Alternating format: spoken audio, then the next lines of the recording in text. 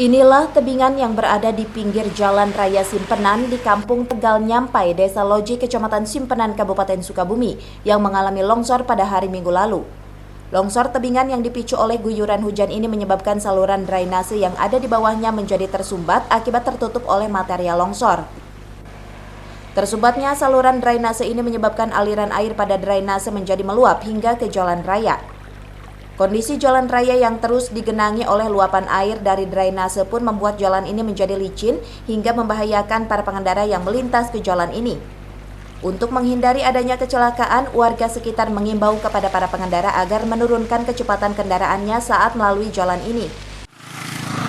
Ini airnya memang mengalir ke jalan ini karena solokannya tertutup. Karena tertutup solokannya, jadi air langsung ke jalan raya ini. Hingga saat ini, warga dan para pengendara berharap agar pemerintah Kabupaten Sukabumi bisa secepatnya memperbaiki kondisi tebingan agar tidak menimbulkan longsor susulan. Dari Simpenan, Kabupaten Sukabumi, Iqbal Bakar melaporkan.